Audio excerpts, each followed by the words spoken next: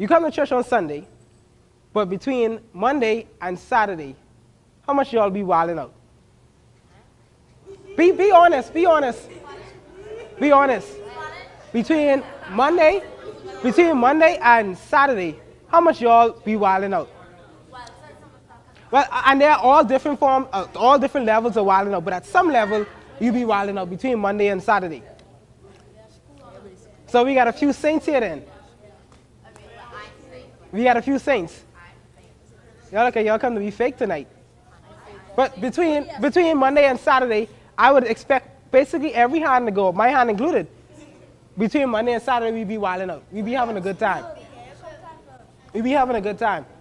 And I wonder how was it that we could go from Sunday service feeling great, energized, between Monday and Saturday, and we going to do our own thing.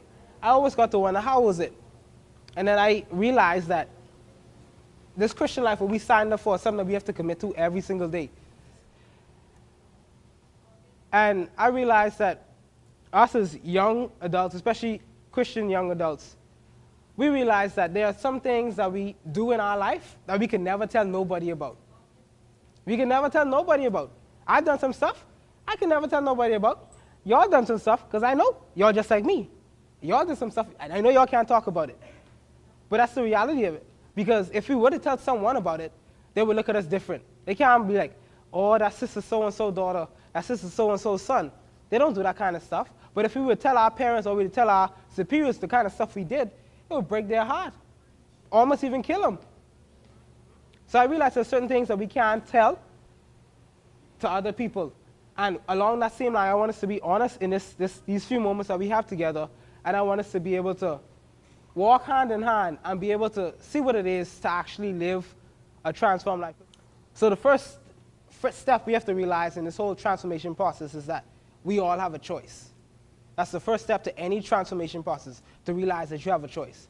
Someone can't hold a gun to your head and hold you under duress and tell you have to do this or do that, because it's not a conscious decision. If I were to hold a gun to your head and tell you to kidnap a child, you wouldn't do that in your right mind, only because I had a gun to your head. But transformation is a conscious decision. It's something that you and you alone can make. You see, it says here in the passage, it said, he sent his servants to get the people and tell them that the feast is ready.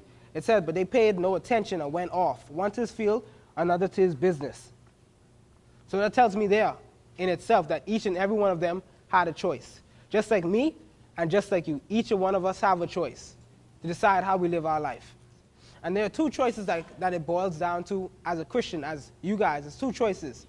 One being that you have a choice to pursue the plan that God has in your life. And when I say plan and purpose that God has in your life, let me break it down to this, because some people say they just expect you to understand it. When people say there's a plan and a calling on your life, it's something that you could do that I can't. There's things I can do that you can't. But there's things you can do that I can't. There's a certain amount of people that you could reach and can relate to that I can't. There's a certain amount of people that you could talk to and they understand you that I can't. So when God said before he formed you in your mother's womb, he knew you, and he has a plan and a purpose for you, he literally meant that. This assignment he sent you on earth to do is only for you one. The assignment Vago has is for Vago only. The assignment the Lindsay has is for the Lindsay only. I can't fulfill it, nobody else can. So that's why it's vitally important that we answer the call that God has on our life. Because whatever we are assigned here on earth to do, only we can fulfill it. Nobody else can. And so we have, like I said, that's the first choice, to understand that we have to answer the call God has on our life. And the second choice is, as Christians, people paint it in such a way where after we were a while out from Monday to Saturday, we got to give ourselves time to recuperate from our sins. After we've been out to, I don't know, a party, a club, after we're going to do our dirt, we got to give us some time. We can't go to church tomorrow because tomorrow's Sunday. So we got to wait till next Sunday to come to church. They make it seem like we have to get it all together first before we come to God, when in actuality it's supposed to be the actual opposite. After we realize that transformation is a choice, then we realize my second and final point, which is that transformation is a process. Transformation is literally a process. You may start the transformation journey now by giving your life to Christ, but it's always a continual process. Although I've been a Christian for I don't know how much years, and people like Randy and McQuell have been Christians for basically all their life, it's still a process for them. It's still a process for them, something that just don't stop and start when they feel like it's ongoing. The first step in understanding the process of transformation is that you have to realize who you are. And when I say realizing who you are, in the sense that God can only help you if you be real with him. He can only help you if you be real with him. You can't tell God that you're this, but in actuality you're that. You have to come to the realization that this is who you are. Okay, God, I'm addicted to pornography. Okay, God, I'm addicted to drugs. Okay, God, I have a smoking problem. I got a drinking problem. I got a woman problem. And when we come to realize that, that's when God could actually help us. It's just like a GPS. It's just like a GPS. You can't decide to go anywhere without giving the GPS your exact location. That's the way you are now. Because when you do that, they give you the coordinates, the time, the estimate as how long it's going to take you to get there. But with God, you can't pretend to be someplace else and expect to get the right coordinates and reach at the same time. When you say I'm an addict, I have a problem, I'm over here. But when I pretend like I got it all figured out, I'm over here, when actuality is wrong. We're giving God the wrong picture. And the only way he could be able to help us if we be real with him and identify and tell him, okay, God, we have a problem, we need you in our life. So it's just like this. I want to illustrate something. This is what life should be like. Wrapped up, looking nice, but in actuality, this is just what people paint us with the money and the fame that they have. Life was never like this, because when Adam sinned, he threw all of this away. So I realized that some people they've been raped, molested. Some people got a drinking problem. And we realized that life ain't all that. Some people don't have a father in the home. Some people longing for love. So in actuality, this is what life looks like. Life looks like a complete mess. It's not supposed to be wrapped up, but this is what our lives look like. A visual representation of what our lives look like. A complete mess. It's completely disorganized. And by doing so, we're able to identify and understand or relate to God that this is what our life looks like, and we really need him to intervene. We really need him to come in. We really need him to step in and make a difference, because we can't do it on our own. We really can't do it on our own. So by understanding that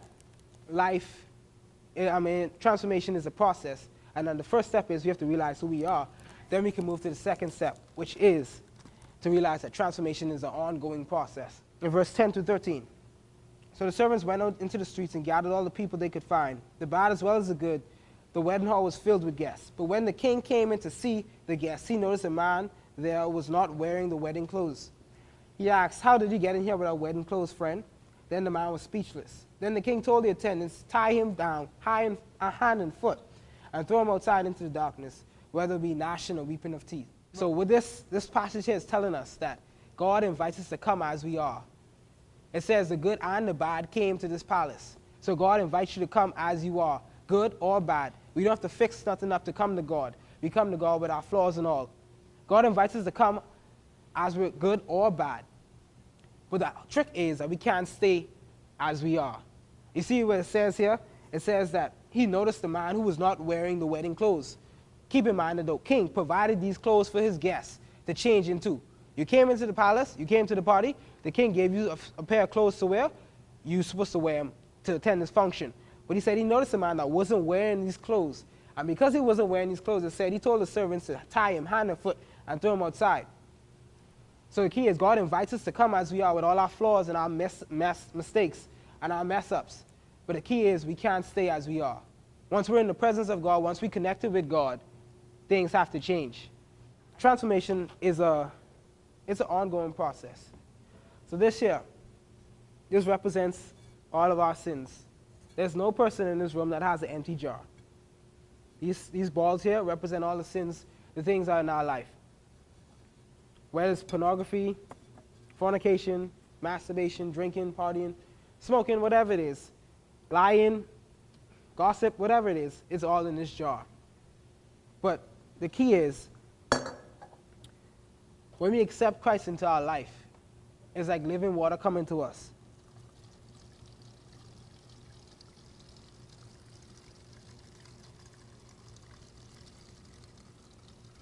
It's like living water coming into us. And you notice, I don't know if you guys can see this, but as you do that, You realize all your dirt, all your mess, all your addictions, your mishaps, all of them, they begin to rise. They begin to rise. And as you continue to go deeper in God, as you continue to understand Him, as you continue to learn about His love and His grace and His mercy, then you realize that this continues to happen.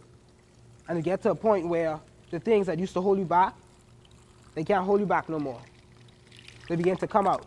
They have no choice but to come out. And you realize that life is becoming to be more fulfilling. Life is begin to feel like it has more meaning to it. Because the things that used to hold us back can't hold us back anymore. Because we have transformed our life. And like I said, it's an ongoing process. So there's going to come a point in time, like most of us, where we feel that we've been doing so good. We've been living a good life.